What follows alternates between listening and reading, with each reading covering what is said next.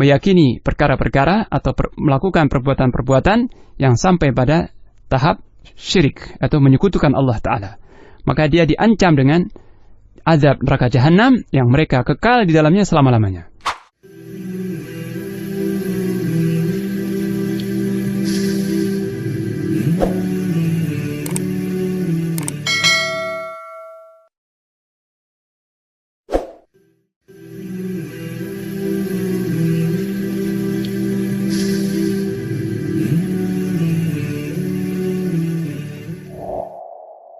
Assalamualaikum warahmatullahi wabarakatuh. Innal hamdalillah nahmaduhu wa nasta'inuhu wa nastaghfiruh wa natubu ilaih wa na'udzu billahi min shururi anfusina wa sayyiati a'malina man yahdihillahu fala mudilla lahu wa man yudlil fala hadiya lahu. Ashhadu an la ilaha illallah wahdahu la syarika lahu wa ashhadu anna Muhammadan 'abduhu wa rasuluhu. Salawatullahi wa salamuhu alaihi wa ala alihi wa sahbihi wa man ittaba'ahum bi ihsanin ila yaumiddin, amma ba'd. Kaum muslimin rahimakumullah, para pendengar yang budiman. Kemudian juga kembali ke surah Al-Jin, Allah Ta'ala berfirman, Qul inni la yujirani minallahi ahadun wa lan ajida min dunihi multahada. Katakanlah, wahai Muhammad, sesungguhnya tidak ada seorang pun yang dapat melindungi aku dari azabnya jika Allah menghendaki azab bagiku. Tidak ada satu pun yang dapat melindungi aku dari azab Allah jika Allah berkehendak untuk mengazabku. Dan aku juga tidak mendapati tempat berlindung, tempat menyelamatkan diri, tempat meminta pertolongan selain Allah Ta'ala.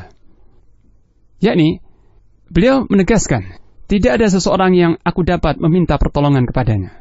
Tidak ada seorang pun yang aku dapat berlindung kepadanya supaya menyelamatkan aku dari azab Allah jika Allah menghendaki hal itu.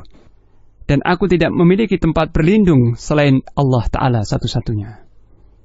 Nah, jika Rasulullah Sallallahu Alaihi Wasallam yang dia adalah makhluk Allah yang paling sempurna, tidak memiliki sedikit pun kuasa untuk mendatangkan manfaat atau mudarat, dan beliau tidak mampu mencegah dirinya atau melindungi dirinya dari azab Allah jika Allah menghendaki keburukan baginya, maka selain beliau, makhluk-makhluk lain selain beliau tentu lebih tidak mampu dan lebih tidak kuasa lagi. Dan ini salah satu makna tauhid, hakikat tauhid, yakni meyakini bahwa Allah lah satu-satunya Rabb yang mampu memberikan perlindungan, yang mampu memberikan manfaat, dan mampu menolak mudarat, bahaya berupa kemiskinan, musibah, bencana, malapetaka, kesulitan-kesulitan. Semua itu yang dapat menghindarkan atau menolak mudarat, bahaya, dan bala hanyalah Allah Ta'ala satu-satunya. Ini termasuk dari tauhid rububiyah. Nah, selain Allah Ta'ala tidak ada yang mampu, baik malakun muqarrab atau nabiyyun mursal, baik malaikat yang dekat di sisi Allah ataupun nabi yang diutus oleh Allah, dan imam para nabi serta penutup para rasul itu Muhammad sallallahu alaihi wasallam. Beliau tidak mampu mendatangkan manfaat sedikit pun untuk dirinya atau untuk orang lain. Tidak mampu menyingkap mudarat, menyingkap bala, menolak bencana atau musibah terhadap dirinya, apalagi terhadap orang lain. Tugas beliau atau posisi beliau, posisi Rasulullah, tugas dan kedudukan Rasulullah Sallallahu Alaihi Wasallam tidak lain adalah menyampaikan pesan-pesan Allah dan risalah darinya. Dan itu yang ditegaskan di ayat berikutnya. Illa balagham minallahi wa risalatih. Tugasku tidak lain atau kedudukanku tidak lain adalah menyampaikan pesan-pesan atau peringatan dari Allah dan risalahnya. Aku hanya ditugaskan untuk menyampaikan risalah Allah kepada umat manusia, tetapi aku tidak kuasa mendatangkan manfaat atau menolak mudarat. Nah, setelah beliau menyampaikan risalah Allah dan peringatan, maka ayat berikutnya berbunyi, wa may ya'sillaha wa rasulahu fa inna lahu nara jahannam khalidina fiha abada. Dan barang siapa yang mendurhakai Allah dan Rasulnya, maka sesungguhnya baginya adalah neraka jahanam, mereka kekal di dalamnya selama-lamanya. Ini ancaman, peringatan Allah Ta'ala kepada orang-orang yang maksiat, durhaka kepada Allah dan Rasul dengan kemaksiatan yang mencapai kekufuran atau kesyirikan. Jadi ayat ini berlaku untuk orang-orang yang mendurhakai Allah berupa kufur, mengingkari Allah dan Rasulnya Sallallahu Alaihi Wasallam. melakukan kesyirikan, meyakini perkara-perkara atau melakukan perbuatan-perbuatan yang sampai pada tahap syirik atau menyekutukan Allah Ta'ala, maka dia diancam dengan azab neraka jahanam yang mereka kekal di dalamnya selama-lamanya. Adapun maksiat selain kufur dan syirik, maka ini tidak menyebabkan kekal di dalam neraka, sebagaimana diterangkan oleh ayat-ayat Al-Quran yang lain dan hadis-hadis sahih yang lain, serta ini merupakan ijma' para salafus saleh, bahwa orang-orang yang kekal di neraka jahanam hanyalah orang-orang yang kafir kepada Allah dan Rasulnya atau melakukan kesyirikan. Tapi maksiat, dosa-dosa besar selain itu di bawah kehendak Allah. Mungkin Allah mengampuni pelakunya atau mengadab pelakunya, dan Allah Maha Bijaksana serta Maha Adil.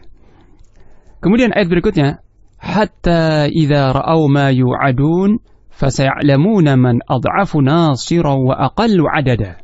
Sehingga apabila mereka telah melihat azab yang diancamkan kepada mereka, di azab neraka sudah mereka lihat dengan mata kepala, dan mereka ini, para penghuni neraka, sudah memastikan bahwa diri mereka akan masuk ke dalam neraka, maka ketika itu mereka akan tahu, mereka akan benar-benar tahu siapakah yang paling lemah penolongnya dan paling sedikit pembelanya.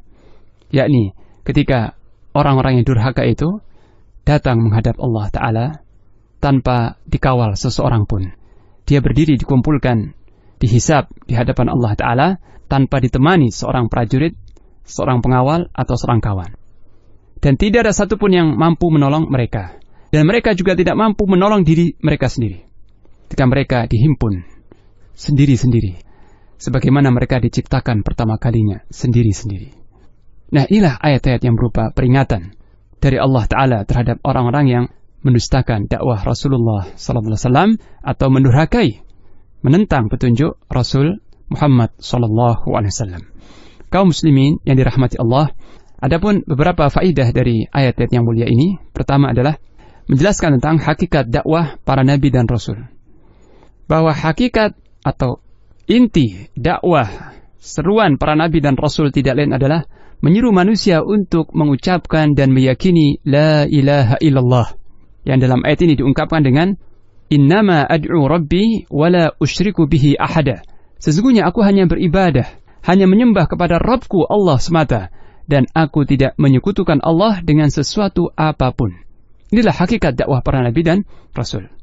Yang kedua adalah bahwasanya para nabi dan rasul tidak kuasa mendatangkan manfaat atau mudarat untuk umatnya, dan juga tidak kuasa mendatangkan itu untuk diri mereka sendiri.